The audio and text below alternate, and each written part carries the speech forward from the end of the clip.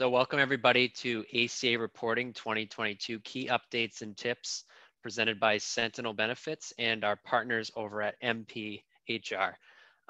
This webinar will be recorded, so everybody will receive a copy of this afterwards. Please save questions for the Q&A feature at the bottom, and we will try to get to everybody's at the end. Without further ado, I'd like to introduce my good friend, Head of Group Insurance at Sentinel, Greg Puig. Thanks, Nick. Appreciate it. And thank you, everybody, for attending today. Looking forward to discussing the ACA reporting with you today.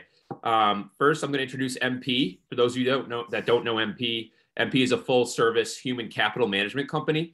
They offer a complete suite of services to support employers through the entire employee life cycle. This includes everything from HR and recruiting, compliance assistance, payroll. Really, they're wired for HR, and they support clients with cutting-edge technical solutions to help support that. And speaking with me today is my good friend Paul Corellis from MP. Looking forward to going through this with you today, Paul. Paul is the VP of HR Services at MP. He has over a decade of experience in the HR consulting space. He works with businesses of all sizes and industries. And Paul and his team of certified HR professionals at MP assist clients with everything from compliance needs and trainings and full circle HR guidance and support. So excited to go through this with you guys today. I'll be monitoring that Q&A closely as Paul goes through most of the heavy lifting here, and we'll try and get as much answered for you as possible. So Paul, without further ado, the floor is yours. Awesome. Thank you so much, Greg. Nice to be working with you yet again on another important and timely topic. So, yep, the time of year has come again that we have to start talking about ACA. We want to cover a number of areas within the program. With all the talk about PPP and ERTC and all that fun stuff, this is a topic that kind of goes by the wayside until it hits you in the face and it becomes due. So just want to make sure we cover all the bases and make sure everyone feels prepared, especially if you've been fortunate enough to grow over the last couple of years and are newly subject to the ACA. So we'll start off with a quick overview, kind of the history, where it stands as of now, what's changed over the years since it was first enacted.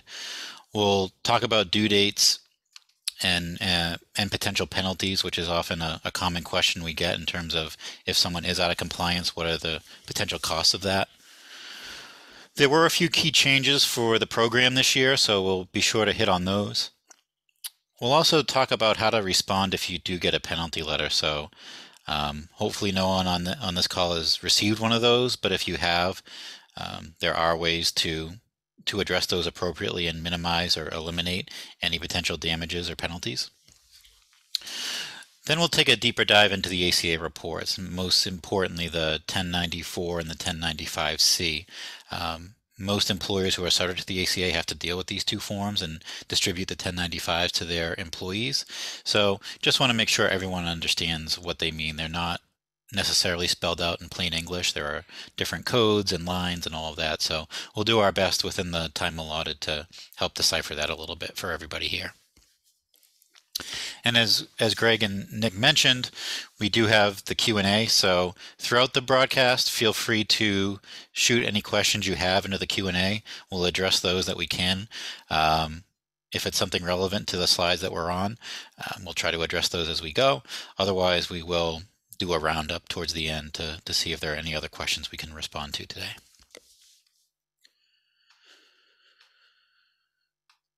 All right, so in terms of a brief history lesson, the Affordable Care Act was signed into law in March of 2010. There have been 3 different challenges that have risen to the Supreme Court, challenge and trying to essentially get rid of the Affordable Care Act in 2012, 2015, and most recently in 2021. All three Supreme Court decisions ended up keeping the Affordable Care Act in place by and large. So it has withstood the test of time and the test of the Supreme Court. There isn't currently a case that I know of that has legs to rise again to that level, but you never know, it could happen. So when the ACA was rolled out, it was done as a gradual implementation. But some of the key pieces of it, aside from the requirement for applicable large employers to offer affordable coverage to eligible employees. The ACA also ushered in some other things that we've kind of grown accustomed to in group insurance plans. First is guaranteed coverage for pre-existing conditions. Next is coverage for children up to the age of 26. In working with our HR clients, something that they sometimes don't realize as we're putting together a handbook, part of the ACA put the requirement on employers to provide lactation breaks for nursing mothers. So that's something that was born out of the Affordable Care Act. Also eliminated many lifetime coverage limits on insurance plans, provided free preventative care screening, so those annual physicals and other things that fall in that preventative category will generally have zero out-of-pocket cost. And also created the rule that employer benefit waiting periods cannot exceed 90 days. There's some play within that with administrative periods and things like that, but overall waiting periods can't exceed 90 days. You may recall during the Trump presidential administration, they essentially eliminated the individual mandate. So the ACA originally had an employer mandate and an individual mandate, which created potential penalties, A, for employers who don't offer affordable coverage to their employees, and B, an individual mandate, which meant that individuals on their individual income tax returns could face a penalty if they weren't insuring themselves or didn't have essential coverage in place. The Trump administration essentially rolled back the penalty for the individual mandate to zero. So as of right now, there technically isn't an individual mandate, at least at the federal level. You will find that some states do have requirements for insurance coverage, so there could still be a requirement at the state level. But in terms of the federal landscape, there is not an individual mandate, just the employer mandate.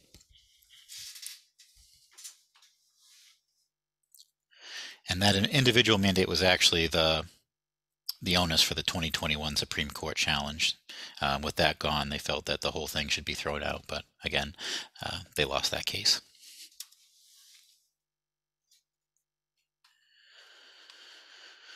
All right, so in terms of what's new this year in the land of the Affordable Care Act, they did slightly increase the penalties for the non-offer penalty as well as the affordability penalty for employers. So we'll go over exactly what those are in a moment. Another term that's been used a lot when it's come to ACA filing, really since the beginning, has been good faith. So the stance from the IRS historically has always been, as long as employers make a good faith effort to accurately report all of the relevant ACA info, then any potential penalties for incorrect filings or misinformation would generally be viewed leniently. IRS has now made a statement that starting in this reporting year, they are no longer supporting the good faith argument. So what that means is that there could potentially be penalties for incorrect filings, for mistakes on filings, things like that. They're not looking the other way in terms of the paperwork and the administrative aspect of the ACA. We'll see what that means when the time comes and when they start reviewing this filing year. It could be some ways out, but they have made mention of that good faith is no more. And then the other item is that if you've been subject to the ACA over the years, you'll know that there had always been that end of January deadline aligned with the requirements for distributing W-2s for employers to distribute 1095-Cs to eligible employees. So it is, as far as I know, still technically in the proposed state, but they have proposed permanently moving that due date to March, which they've done every year since the ACA has been around. They've never held employers to that January date. They've always bumped it back. So it's technically still in proposal stage, but it's certain to the extent that they told employers they can use the new date this year. So we'll talk about due dates in a second, but you aren't late if you haven't distributed the 1095-Cs yet to your employees.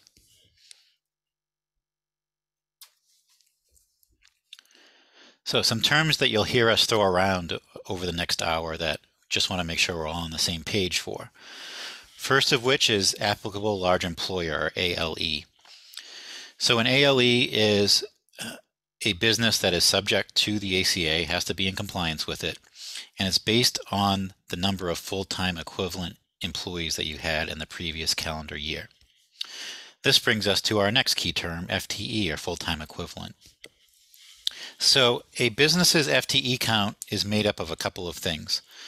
First, it's made up of all the employees who are considered full-time by ACA definition, meaning they average more than 30 or more hours per week or 130 or more hours per month.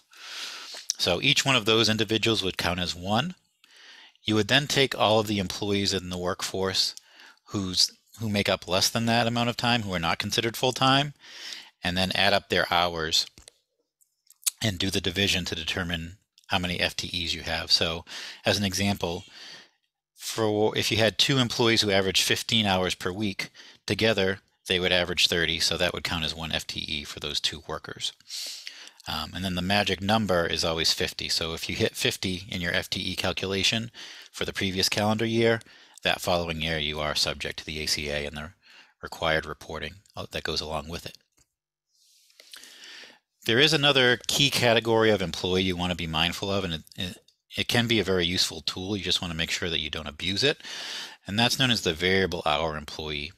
So depending on your business and your industry and how you schedule and how you get the job done, there can oftentimes be employees who have a set schedule. You know that they're going to be full-time, they're going to work 40 hours every week, they're going to work 35 hours every week, so on and so forth. You could also have employees who are going to be part-time, that their schedule will rarely or never be more than 30 hours per week, and those employees should be categorized as part-time. There is this other category known as variable hour. So this should be used when you have a real potential fluctuation in schedules and you can't say with certainty whether or not they're going to fall above or below that 30-hour per week mark. In those instances, you are allowed to consider them and label them as variable hour. This gives you an extended period of time, up to a year, to really measure how many hours they're working to determine whether or not they should be benefits eligible. So again, something that can be handy to use. You just want to make sure you don't abuse it. And knowing that someone's going to work just over 30 hours per week, you wouldn't want to make them variable. That could get you into some trouble potentially. Paul, I just wanted to add a couple other points there, if you don't mind. Yeah.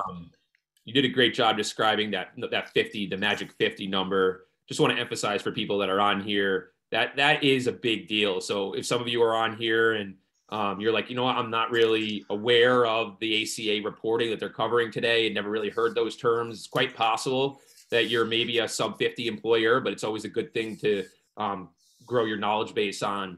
But as we approach that 50 number, a lot of things happen that Paul's going to go into today relative to the ACA and other compliance factors that come into the equation that you're definitely going to want to work closely with your broker or consultant on. In addition, if you're one of those employers that doesn't have perhaps many part-timers and you're bridging that 50 number simply from a full-time perspective, it also, if you hit that 50 eligible mark, not FTE mark, but eligible mark, it could bring you into a whole new equation in terms of your health insurance underwriting and how your carriers see you, could put you into that larger group marketplace. So there's a lot of key things. It's always a huge number when we're talking to our clients as they're bridging or approaching that 50 number. There's some pre-work that we could do that really helps with that, and that you could lean on your broker for as well, to prepare them as you get there so you can become in compliance with a lot of things that Paul's going to discuss today. So just thought I'd throw that in there. Great. No, awesome. Excellent points.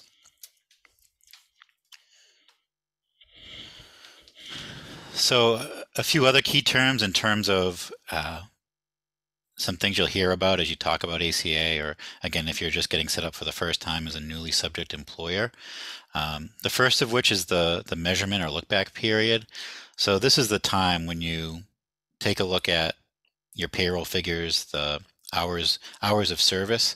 Sometimes I accidentally say hours worked. So when we talk about hours, 30 hours per week and all of that, ACA goes by what they call hours of service. So this is essentially really any paid time, whether that's actual hours worked, vacation time, sick, PTO, things like that. all count towards this equation because they're considering hours of service rather than hours physically worked. But the measurement and look back period is the period of time that you go back to assess which employees met the full-time hourly average or those who fell below, and essentially who's going to be eligible. The stability period is then the amount of time in which anyone who met the full-time definition during your measurement or look-back period would need to be offered insurance. It varies from business to business. The most common would be a 12-month look-back period followed by a 12-month stability period. So all the employees in the previous 12 months who worked full-time hours are then offered insurance for the following 12 months.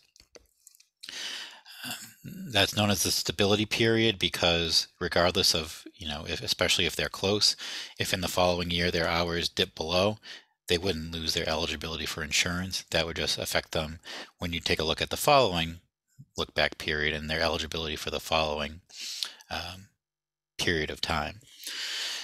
For businesses who trim that down from the 12-month, you can do as little as a 3-month look back period, but in those cases, the stability period can be no less than 6 months, and otherwise has to be the length of the look back. So if you're looking back 6 months, the stability period that you'd have to extend benefits for would be 6 months. If you do a 3-month, the stability period has to be 6 months as well. The administrative period finally is just kind of, your open enrollment time, your time to take a look at the data, take a look at the reports, determine who's eligible, who needs to be offered coverage, and then the time to go ahead and offer that coverage and have them sign up. So Paul, we have 2 really good questions if we want to pause for a moment. Does that sound good? Yep. So the first one, just in order here, going back to your variable hour comments, could variable hour include those that are a PRN worker? I guess what would a PRN worker be? I'm sorry, I'm not familiar with that term. I wasn't familiar either. Okay. So maybe like a nurse, like a per diem nurse, maybe, or something like that. Yeah. So I'm not sure if that's what it stands for. If you want to clarify, please feel free to add to the question in the Q&A. But yeah, a variable hour could definitely be someone who's just thinking of perhaps the example of a per diem nurse where they don't have a set schedule. They could very well have several weeks where they don't work 30 hours as well as weeks where they work above. Yeah, as needed, yeah. Mm-hmm. Yeah, so that would potentially be an example of a variable hour. In terms of an HR best practice, I would just put it somewhere in writing, whether it be in the offer letter or elsewhere, that they're being categorized as a variable hour, and that their hours will be measured over the next 12 months or whatever you are going to use as your look back period for them. Perfect, thanks. And then the next one is, I'm not sure, you might get to this later on, but regardless, they wanted to know how you handle COBRA participants that cross over. So should they receive a form? If they are an ALE, should the COBRA participant receive 1094 and 1095? Yeah, no, only if for part of the year they were on the health plan as an active employee. You'll see on the coding and all of that once someone departs active employment and is no longer in that active employee category, there isn't a code that reflects COBRA coverage. That it's not reflected on there. They're considered no longer employed and don't have to be reported on in terms of their COBRA activity. Perfect. Because the reason for that, as far as I know, is just because there isn't a requirement for COBRA coverage to be affordable. So you're not on the hook because they can pay over 100% of the full plan cost. So you're not under any obligation to offer affordable COBRA coverage. Good point. Yeah, often we see 102%, right? So yep, right. Total sense. All right, we're in good shape. Thanks, Paul. All right. Yeah, cool. Thanks. Great questions. And then finally, just some other terms you'll hear me throw around and hear Greg throw around is exchanges, also sometimes known as the marketplace. So depending on what state your employees are in, they may, if they go to get coverage outside of the group plan that you are not offering them, usually the first step, unless they go completely private, would be go to healthcare.gov. Based on the information that they enter and where they live, they would either continue through the federal exchange, or if they're in a state that has their own state level healthcare exchange, they'd then be kicked over to that. Where I'm sitting here in Massachusetts, Massachusetts is a state with its own state level exchange known as the Massachusetts Health Connector. All kind of follow the same rules. And really the importance and why we talk about this is when we talk about penalties and exposure and liability for you as a business, aside from not filing your forms with the IRS or any of that stuff, when it comes to the real penalties that you could face, they are all triggered when you have an employee who goes to either the federal or state exchange, applies for insurance, and receives a discount or a subsidy on that coverage. That gets reported. They then do their research to see the employer, and that's where you could potentially face a final penalty for not offering that employee coverage or offering them affordable coverage. It's all triggered on the exchanges and whether you have an employee who gets subsidized coverage through one of these exchanges.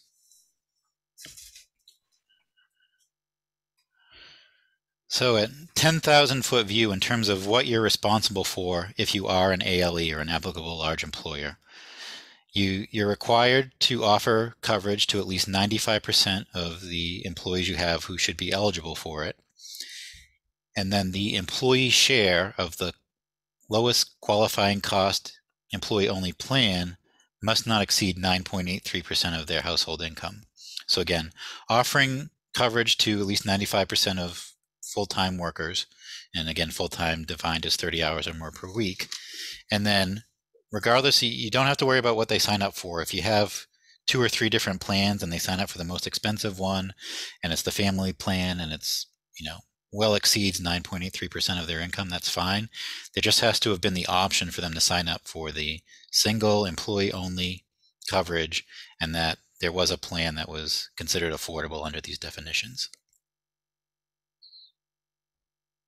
Hey, Paul, one thing there, and that figure is adjusted annually, correct? That's correct. So that was 9.83 was a 2021 figure, I believe, if I remember correctly. Okay, yeah, I'll have to double check. Yeah, it always moves slightly. I think the year before that it was 9.76 or something like that. Yeah, it's always very close. Exactly. I just wanted people to know that is variable. But yeah, you're dead on. Yep, they index that every year. Yep. Okay, so in terms of the due dates for this filing year, so this is you reporting the information from 2021. The 1095 forms, again, technically, if you look by the letter of the ACA, that due date is January 31st. That was automatically extended to March 2nd, and that's going to be a permanent change. For folks who file their ACA reporting on paper, those have to be to the IRS by the end of this month, February 28th. If you're an electronic filer, most people who use payroll companies would be considered electronic filers if you're using your payroll service for your ACA filing. The due date for those is March 31st. If you are going it alone or working with your vendor and struggling to get everything approved or fixed or clarified, or you had a particularly messy year and you need some time, there is the opportunity to file for, I believe it's a 30-day extension of these due dates. To do so, you'd want to utilize IRS Form 8809. That would be the way to request and have an extension granted.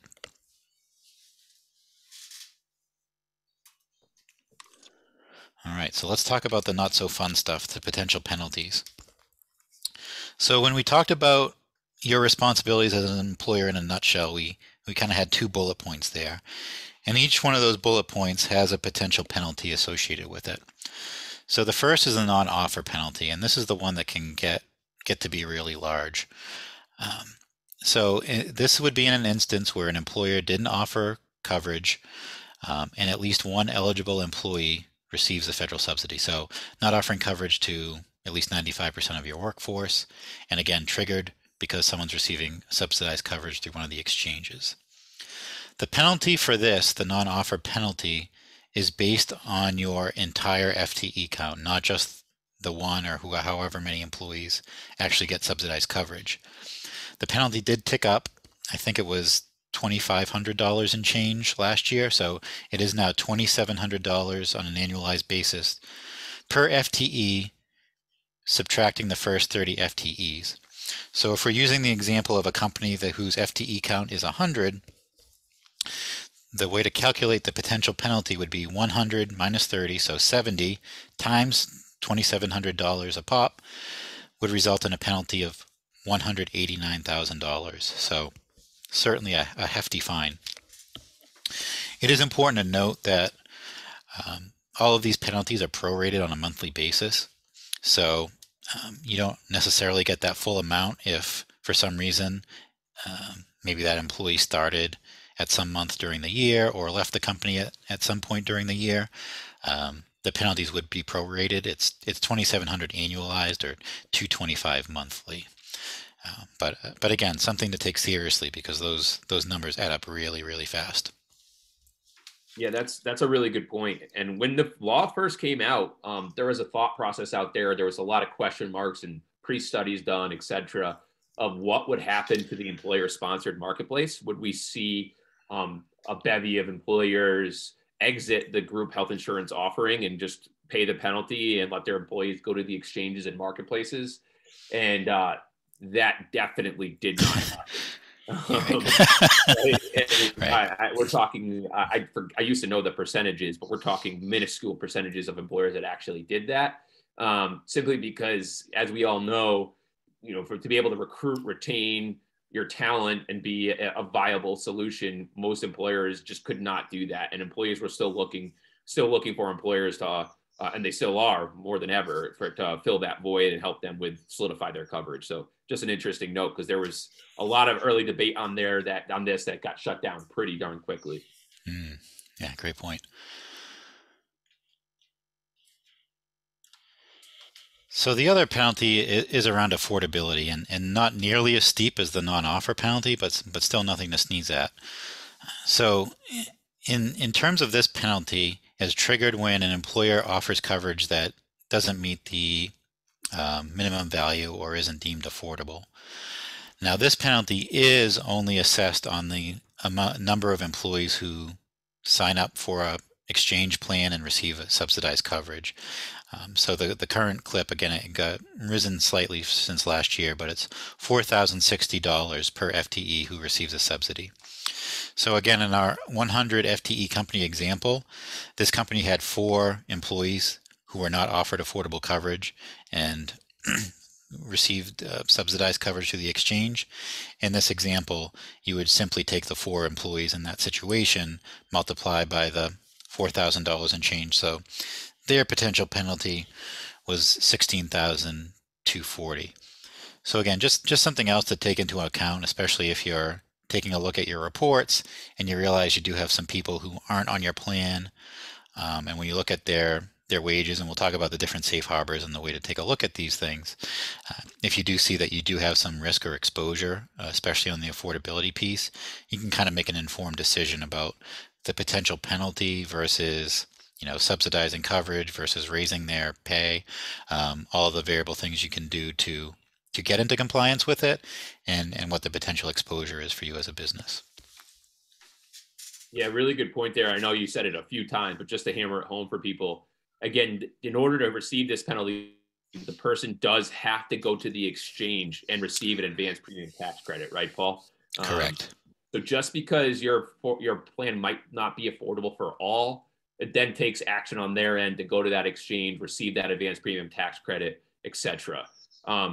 One thing that I'd like to note there too is when they do go to the exchange, it is based off of their household income. And that's something that you're not going to base your affordability percentage off of. That's often another buffer or layer of protection for employers as they approach. Now, their household income maybe they're the only sole employee or sole provider for their family, so it might not make a difference. But in other households, it does make a big difference. So Paul's right. Just something you're going to want to take a look at your census on and just kind of know who it is, in fact, that maybe your plan is unaffordable for and understand your exposure and compare that to what your premium outlay might be if that person was on your plan. So just something we often do.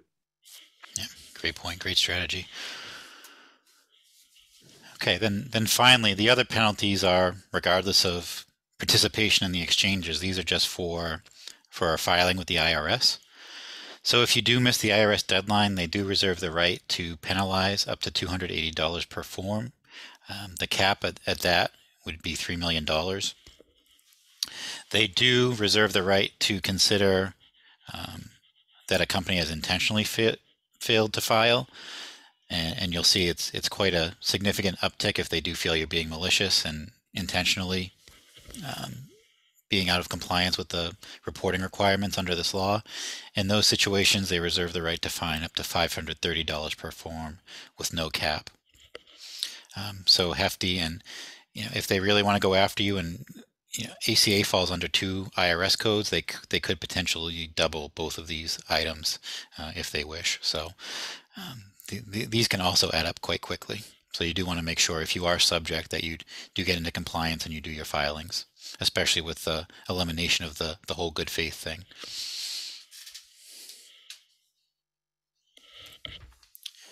Okay, so a question, fortunately, we haven't had to encounter too often, but it does pop up, and the IRS is still quite a ways behind in chasing ACA compliance. So you might get a letter this year for the 2019-2018 filing year, but if you do get a letter, it would be labeled as Form 226J. And they do pop up from time to time, especially if you do have an employee who receives subsidized coverage. They, at the time of sending you the letter, they may not know whether or not they were offered coverage, or really what the story was, or even if you were subject to the ACA during that year. But you will get a letter. Sometimes it can be a little bit scary, because oftentimes they will propose an assessed amount of penalty. So we just kind of want to walk through that process, because again, people can panic whenever you get mail from the IRS. It can incite some anxiety and some panic, myself included. But we just want to make sure we look through it and guide you, and just kind of give you some quick tips about how to best deal with this if you do get one of these in the mail. So my first piece of advice is don't panic. It isn't the same, and not all IRS letters are created equal. This isn't a levy. This isn't going to shut down your business if you don't respond right, that second, or pay the money that they're assessing right that second. It's a notice. They're telling you that you potentially had an employee who received subsidized coverage, and you could potentially be in line for some penalties under the ACA rules and regulations. And again, oftentimes they will attach an amount for that, and they will give you the opportunity to pay for it if you want to. Another important piece of advice, while we say don't panic, also don't procrastinate. So we have seen some of these come in with relatively brief windows of time to respond. You do want to make sure you do respond in the time period allotted. That's important. That could create turmoil or cause you to lose a case you would have otherwise won if you had responded in a timely fashion. So once you've kind of got a lay of the land and see who they're talking about, what time period they're talking about, you then want to most likely reach out to your payroll provider, start to gather all the data. So you want to have data on that employee. First, you want to determine, hey, was I even an applicable large employer that year? I might be over 50 FTEs now, but back in 2018, we only had 40 or 30. So that's happened from time to time, where we found that an employer actually wasn't an ALE. So they were able to very quickly dispute that and get it thrown out. But you then want to access the records. So did you make an offer of coverage to this employee? It'd be really great if you had them sign a waiver where they decline the coverage, because the way this all works is that if you make an affordable offer to the employee, they're not eligible for those subsidies. And as part of the registration process and the process on the exchanges, the employee is asked a series of questions, and one of those is, were you offered affordable coverage from your employer? If they answer yes, then they kind of see the plans at full cost in most cases. If they say no, then that's when they see the subsidized costs and all of that. So sometimes it's user error. They don't really understand what that means, what affordable means. They feel, no, I mean, that seemed really expensive, so that wasn't affordable to me. Whereas by legal definition, it may have been an affordable offer. So you want to take a look. Did they waive coverage? If you have a copy of that waiver, that's huge. All your open enrollment data, the wage data, were they considered full-time? Did you need to offer them coverage? So on and so forth. So just get all your ducks in a row, get your argument together, and then craft the response. So, obviously talk to an advisor, whatever trusted professional or legal counsel you use, as you see fit. But you do want to write a response. In most cases, we even, trusted advisors have recommended against sending in the payment. So just kind of stating your case, why you feel that's not correct or needs to be eliminated or amended, and then they'll in turn respond to your response with their findings. Hopefully it's forget about it, you're all clear, you're good to go, no payment needed. If they do decide that you do need to pay something, they'll let you know then. Yeah, great point, Paul. I would say for us, the most common one we've seen with our clients is exactly that. The person said that the plan wasn't affordable, but it actually was. And, you kind of have your written response ready to go to send back to the IRS, and you're scot-free there. So if it's okay, we do have a couple of questions around the waiver form. So I think this would probably be a good chance to pause for a moment. Sure. Somebody had a great question. I think you covered the first part, but the second part is if you offered the coverage, right? And the employee never responded, so you weren't able to get a waiver form or anything like that. What's the best way to handle that? Could there still be a penalty for that? You'd really want to extend yourself as much as possible to in some way prove that the coverage was offered, whether that's email records, depending on how the offer was made, if they signed into the open enrollment meeting, whatever you have to grasp on, that's going to be a little bit of a more gray area. I don't know, Greg, if you've seen any examples of that and how that's turned out. Really, as much as possible, if you aren't doing so already, we really urge you to collect waivers from everyone who isn't going to be signing up for the plan. It's very easy to do nowadays, especially with so much electronic open enrollment, to just allow employees to kind of, who aren't going to participate, to just skip out on it and not go through the motions. We really urge employers and in open enrollment meetings to make it mandatory that all employees, whether or not they're going to participate, go through the enrollment, and if they're not participating, attest to that and sign the waiver. So, if you're in a situation where you don't have that affirmative waiver from the employee, you're just going to want to gather up everything you can to prove that you did make the offer in some fashion. Yeah, I think you put that perfectly. You got to do everything you can to get that waiver, whether that's electronically or if it's old school paper, that's fine too. But if not, Paul, that's exactly what we typically recommend. I'm not saying I know for a fact this is good. The IRS would agree with this, but we say try and save any correspondence you had of trying to make the qualified offer, and hopefully that would be sufficient. I haven't gotten to the point where that's come to into total question. Right.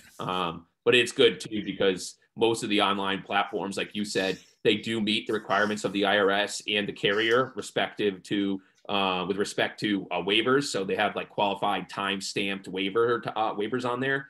So that's usually sufficient. The only time that gets a little tricky is when a lot of clients perhaps will like to do passive enrollments.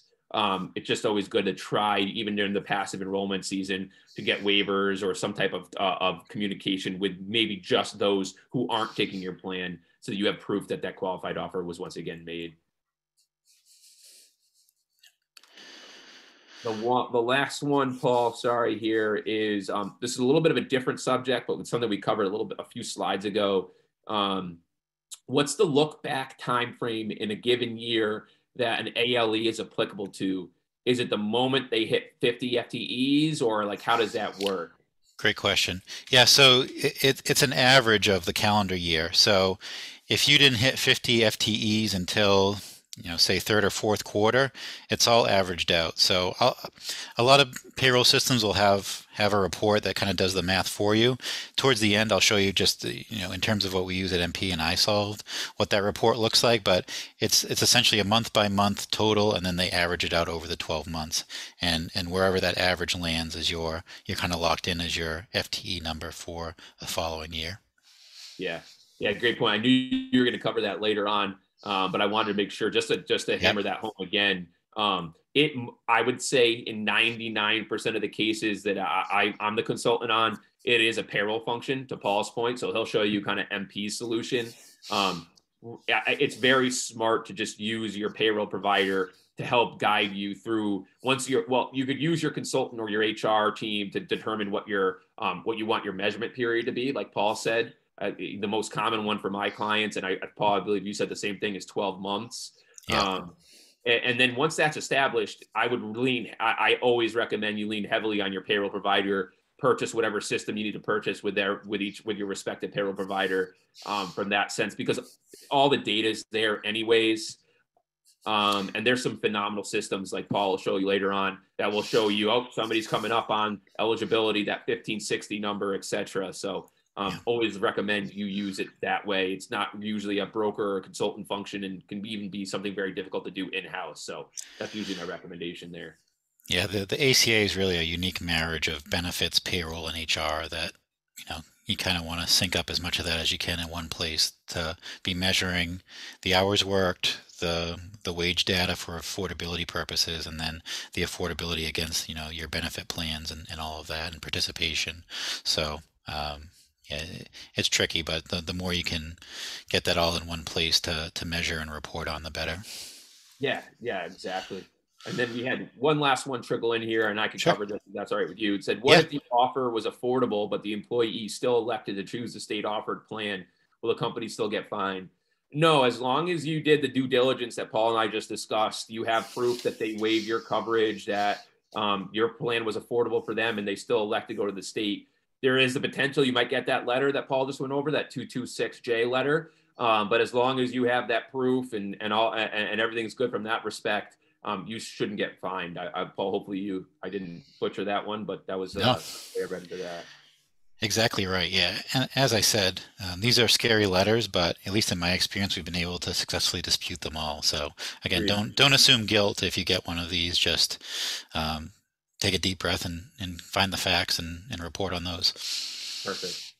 All right, we're all caught up here. One thing I did want to mention to everybody, thank you so much for the great questions. This is fantastic. If you could use the Q&A function over the chat function, that would be greatly appreciated. No big deal. I've been able to monitor at this point, but a little bit easier just selfishly for me to look at one system rather than two. So just the Q&A at the bottom of your screen, it says Q&A. Please put your questions there if you can rather than chat. That'd be really helpful. Sorry, Paul. Yeah, no, good call. Okay, so in terms of reporting requirements and what you're on the hook for as an employer, as we said, there's 1094s and 1095s, and these really help determine everything we've been talking about. So helps you determine, which employees have received an affordable offer of coverage. Who did you offer insurance to? You're reporting that to the IRS and to those employees as well, so that they know that they were offered coverage and what the cost of the lowest eligible option was, and then either that they were participating in the plan, or if not, under which of the safe harbors it was considered affordable for.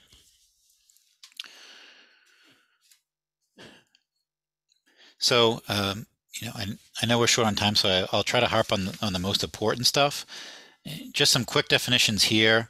Plans that meet all the requirements of the Affordable Care Act are considered to provide minimum essential coverage as well as minimum value. That I typically leave to the consultants and the brokers. They're going to steer you right. They're not going to steer you, especially if you're a subject employer, to a plan that doesn't meet these things. And since we've been in ACA for so long, it's rare that a plan, aside from some true catastrophic coverage, doesn't meet MEC and MV. The more important definition when we talk about reporting requirements is the affordability piece. So as I've mentioned a little bit, there are 3 potential safe harbors for the offer that you make to your employees to be considered affordable. Safe harbor 1 is called W-2 wages. Safe harbor 2 is the rate of pay, and safe harbor 3 is the federal poverty level. So again, as Greg mentioned before, it's impossible to really know what your employee's total household income is. So as a safe harbor and for your reporting purposes, the IRS allows you to lean on these safe harbors. And you can use one of these. You can use all of these. You can mix and match. You don't have to apply the same safe harbor to all employees. I think that's important to note. If you have an employee who fails, say, the W-2, but they make the rate of pay, and you have another employee who is considered affordable based on W-2 but not rate of pay, then you can mix and match, and you'll see that reported individually on the 1095-Cs. So in terms of how to determine eligibility, again, hopefully you're working with a system that helps do this calculation for you. But so you understand the inner workings of it. The first way to measure affordability would be just looking at employees' W-2 box 1 gross income. So you would take that number, multiply it by the affordability requirement, the 9.83, and then divide by 12 for the monthly figure. So in our example here, an employee's box 1 W-2 wages were $42,000. They were offered coverage all 12 months of the year. So you'd take that $42,000, multiply by 9.83%, and divide by 12. So to meet the safe harbor under W-2 for this employee, they should have been offered a single employee-only qualifying plan where their out-of-pocket cost to be on that plan would be no more than $344.05 a month. The next is called the rate of pay safe harbor, and in this safe harbor, regardless of the number of hours they work, you take their hourly rate and multiply it by 130. That's your number to measure affordability against. So for a $15 an hour employee, their measured number would be $1,950. When you take 9.83% of that, it's $191.69. So that would be, in that example, that would be the maximum out-of-pocket cost per month for that employee to be considered affordable. You can also use a monthly gross salary for a salaried employee. So for an employee earning $3,000 per month gross, 9.83% of that is $294.90. That would be the measuring stick for affordability for that person under the rate of pay. Finally, and I'll be honest, less common is using the federal poverty level safe harbor. This is actually ticked down, so I apologize. There's one incorrect number. If you look towards the bottom, the current FPL ceiling is $103.15 per month. So if you were looking to have a plan or an offer be considered affordable under the federal poverty line, the out-of-pocket cost for an employee this year would be $103.15. So unless you're heavily subsidizing the plan, you're most likely going to be using the other two safe harbors.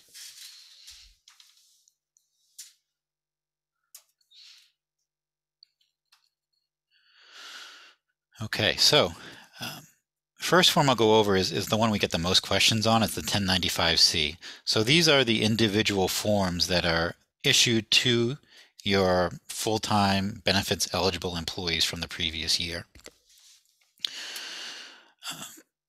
There's 3 parts to it, the first of which captures their information as well as your company's information, name, address, all of that fun stuff. Part 2 is really kind of where the sausage is made. So we'll go over that in some greater detail. Part 3, you can largely ignore unless you're a self-insured plan. So if you are considered self-insured, that does need to be completed with other covered individuals under that employee. But if you're on a traditional fully insured plan, that can be left blank. Okay, so part 2, and the part that you really want to focus on, especially if you're having someone else do these and they're asking you to approve them, are lines 14, 15, and 16. Line 14 is going to have a code, and that code will reflect and represent whether or not you made an offer of coverage to the employee. Line 15 will then will have a dollar figure in it, and that would be what the lowest eligible cost for that employee-only plan was on a monthly basis. You might see that change if you have a renewal that isn't January 1st. Whenever your renewal date changed, provided that your rates also changed, you'll see that number change and be reflected on these forms as well. And then line 16 is the other important one. That'll also be a code, and when you decipher that code, that should reflect either that they were a participant in your plan, often coded as 2C, or short of that, if they didn't participate in the plan, what safe harbor was utilized to confirm eligibility.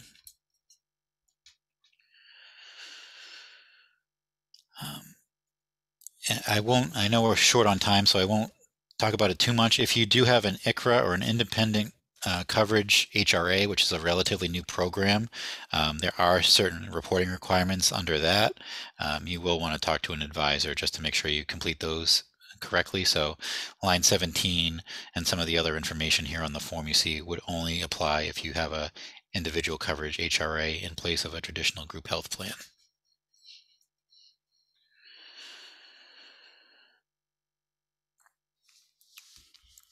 So in terms of what the codes mean, we'll make sure everyone has a copy of this presentation so you can go over it on your own time. But the line 14 is going to reflect codes that begin with a 1, so it's the 1 series of codes.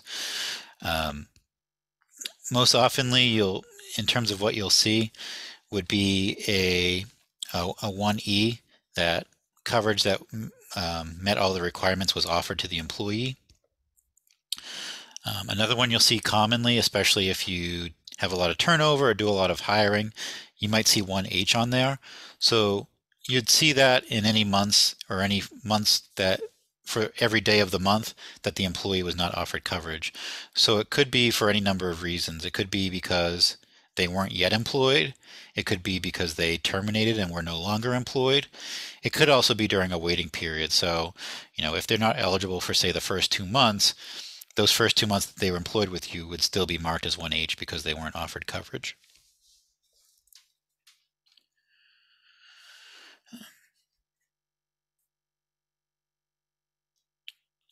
So as you can see, there's almost a full alphabet of potential 1 codes that you could see on your 1095-C forms. Again, line 15 is used to share the amount of out-of-pocket costs to the employee for the lowest eligible plan. And then you see another set of codes, all starting with the number 2 on line 16. So the most common that you would see here would be either 2A for someone who wasn't employed during that month. You'd see 2C if they were actually enrolled in the coverage through your group health plan. And then from there, if they didn't participate, but it was considered affordable, you'd see either a 2F, a 2G, or a 2H, each one of those reflecting one of the safe harbors we just talked about. Most commonly being 2F for the W-2 safe harbor and 2H for the rate of pay safe harbor.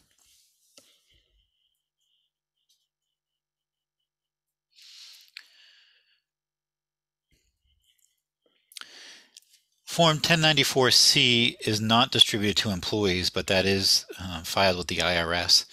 And it's basically a summary of all the 1095-Cs that you've issued, your full-time equivalent count by month, and other pertinent info. If you're part of a controlled ownership group, there'll be information about the other members of the group, so on and so forth. But this is really just a summary rather than something that's distributed to employees individually.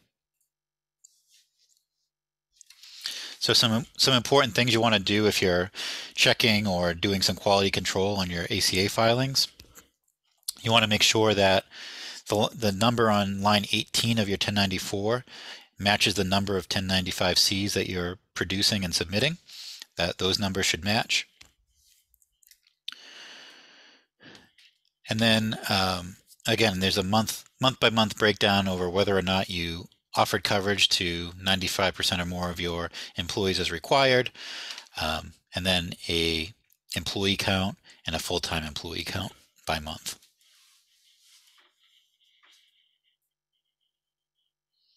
One quick note back on the 1095-C, some people panic because it looks like the form is actually blank, but if you look in the very first box on lines 14, 15, and 16 of the 1095-C, as long as there are a code there, that first box would indicate all 12 months of coverage. So if things didn't change, and the rates were the same, and the offer was the same, the employee was employed all 12 months, offered coverage all 12 months, and had the same story all 12 months, then the majority of the form will look blank. It'll just be that first box filled in. But as we said, this is a unique marriage of payroll data, benefits data, and HR expertise. So really the key to being successful and having a smooth and easy ACA filing process is just making sure you're maintaining accurate records, who you're offering coverage to, whether or not they're electing it or waiving it, and then hours worked and how much you're paying them. So as promised, just a quick look, and each payroll platform is different in terms of what they offer. I just wanted to show you should have this or something similar. There are really 3 key measures you want to be keeping track of when it comes to your ACA filing and compliance process. The first of which is determining your size. So this is the report we use in our system, but to answer the question from earlier, on a month-by-month basis, you should be tracking how many employees are considered full-time, then adding up the hours of everyone who's less than full-time and doing the math and coming up with a monthly FTE count and then averaging that for all 12 months. So our example here, this person has 53 FTEs for the previous year, so the following year they are an applicable large employer. The other thing you want to measure are hours worked, especially if people aren't necessarily full-time. So you want to take a look, whatever your look back period is, and see how many hours are these individuals actually working, so that when you hit your administrative period or your open enrollment period, you know who to be offering coverage to, and more importantly, who not to be offering coverage to. And then finally, you do want to be taking a look at affordability. So especially if you have lower wage workers, determining if you have folks whose rate of pay or W-2 earnings are going to fall below 9.83% of your lowest cost option. And then, as we said before, there's some strategy involved and kind of some discussion about your appetite for risk in terms of whether you know, in terms of your strategy for combating it. Are you going to let it ride and have a potential penalty there? Are you going to further subsidize insurance coverage, or are you going to raise wages to comply? So just a few data points that you're going to want to keep a handle on as you kind of go through the year and maintain your ACA compliance.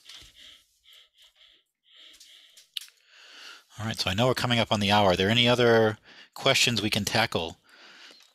Yeah, thanks, Paul. That was fantastic. One thing that I just wanted to add to that last slide that you had said, or 2 slides ago, you have to go back. The magic number a lot of my clients ask me about, especially if they use the 12-month measurement period, is 1,560. That's usually the magic hourly number that once somebody exceeds that number, that's simply, and I usually get asked, Greg, how the heck did you come up with 1,560? It's simply 30 hours per week times 52 weeks in the year is 1,560. For the rate of pay, safe harbor that Paul mentioned earlier, you might have seen the rate of pay times 130. That's simply 1,560 divided by 12. That's how you get your 130 number. So just the best way to do it is to annualize it and then go backwards. So yeah, Paul, really quick here. I know we're running up on time. Everybody, really appreciate everybody hanging on here. And Paul, again, you've been fantastic. So line 15, does that always have to be filled out, or are there exceptions? So there are a couple exceptions. If the plan that you offer meets certain guidelines for affordability and is offered across the board, there is a corresponding line 14 code. I think if your line 14 is a 1A, then line 15 would be blank. So there are some exceptions. It's kind of on a case-by-case basis, but there are some times where line 15 can be blank and not have a dollar value in there. Generally, it coincides with 1A on 14. Thanks, Paul. And then this one, you tackled a little earlier, but just to remind them, it's regarding the counting of people. I could tackle this if you want. So how do you count part-time people, and you add them to your number? Yes, you would. Paul used the example of if you had 2 part-timers working 15 hours per week each, they'd equate to 1 FTE. So let's say that you had 48 full-timers, 4 part-timers, all 4 of your part-timers work 15 hours, then you'd be at that magic 50 number. So the 48 plus technically 2 full-time equivalents would get you to that 50 threshold. So that's kind of how you do that one. Hopefully that was good there. Let's see, answer live. rifling through here. If an employee waives the coverage, do you always need to enter in a safe harbor code, or can you leave it blank? Definitely recommend putting a code in there.